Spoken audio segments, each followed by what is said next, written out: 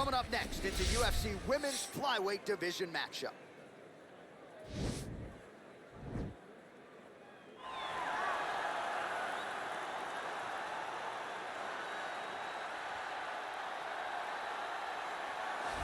Well, she's one of the more exciting fighters in this or any division and really came into the UFC with some legitimate striking credentials, and she's put those to good use in the big show. And that's why everybody was so excited about her UFC debut. They understood that they were about to witness something truly special. A striker, a fighter with an ability to finish fights with her legs, with her hands, with her elbows, with her knees. There was nothing, no tool at her disposal that she would not use. She was going to use everything gifted to her, and she has done that, and that's why her performances have been so great in the UFC. Yeah, she does not discriminate. She is a true, tried and tested 8-point striker. She'll try to put on a striking clinic here tonight.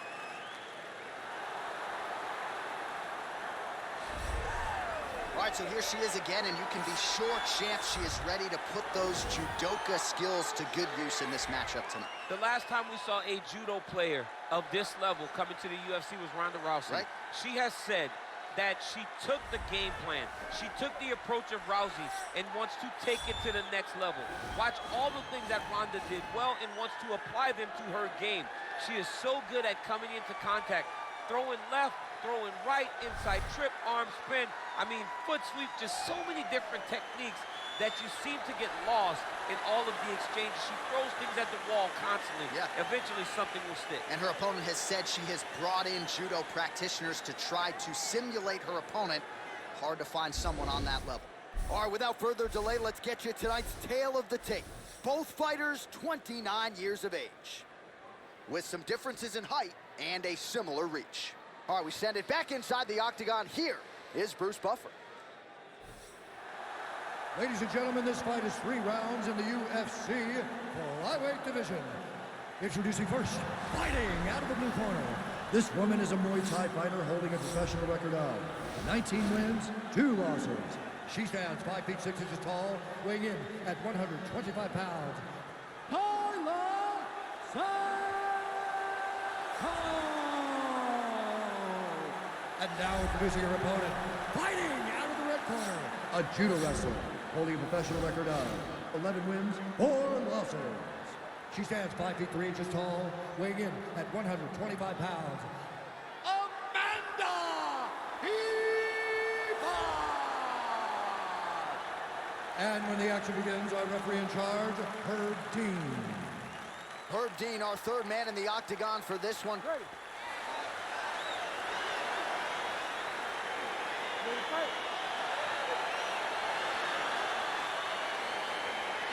Well, for all the places we go in the world, few can hold up to this one. Good evening from T-Mobile Arena here in Las Vegas, Nevada. Opened April of 2016. UFC went there for the first time at UFC 200, and they've been bringing big shows seemingly every other month ever since. They call Vegas the fight capital of the world. And if you're talking about a home base for the UFC, you're talking about T-Mobile Arena, home to some of the biggest UFC events ever. UFC 200, Conor McGregor versus Khabib Nurmagomedov. This place has been the home of some of the biggest UFC fights in history. Tonight, you get to take the same walk to that octagon and try to make your mark on this fight. Oh, nice job by her there. You see how strong she is. Her opponent's trying to control posture, unable to do so. Now she can get to work and put the money in the bank with that ground and pound. Money in the bank.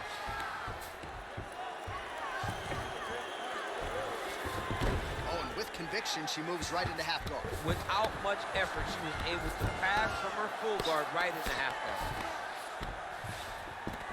All right, she's in full guard here, DC, but you know she passes as well as anybody in this division. Oh, man, when she gets to the ground, she has an amazing ability to just be advancing or thinking advancement every single time. But her opponent has a great ability and a great sense of anticipation that when you try to go, she's able to get back to her feet, escape, and get to where she's comfortable.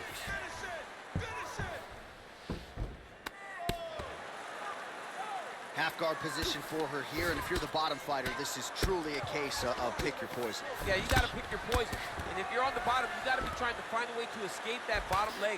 You cannot allow your opponent, you cannot allow her to sit on your leg and just throw big damage and strikes. You've got to make sure you're on an elbow controlling underhook and getting back to your feet. Right to side control, yep. Strong bottom work here, staying busy. Oh, looks like she's got the arm. This could be trouble. It's in there deep. There you go.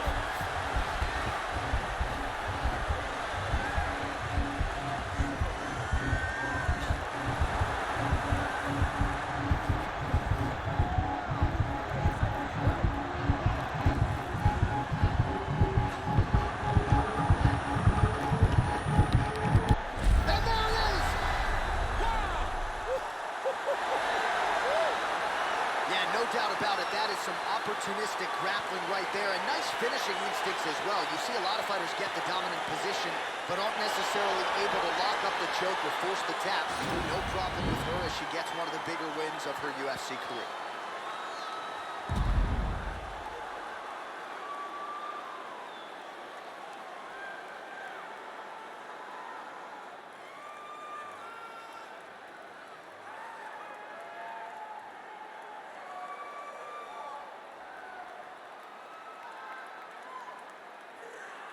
So there she is, your winner by submission, and there will be no wiping the smile off her face tonight as she turns in one of the bigger highlights of her UFC career.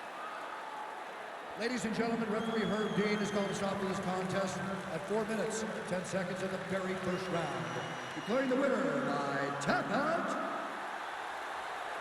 Taila Santos.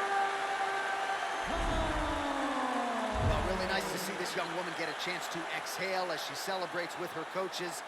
You've won world titles in 2 divisions, but you're not calling your shot the way she is. She said, I'm going to win this fight by submission, and it goes into the books just that way. That's so much confidence to put yourself out on a limb like that.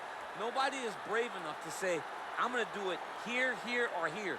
She did exactly that and got that submission. Her star will only shine brighter after this performance.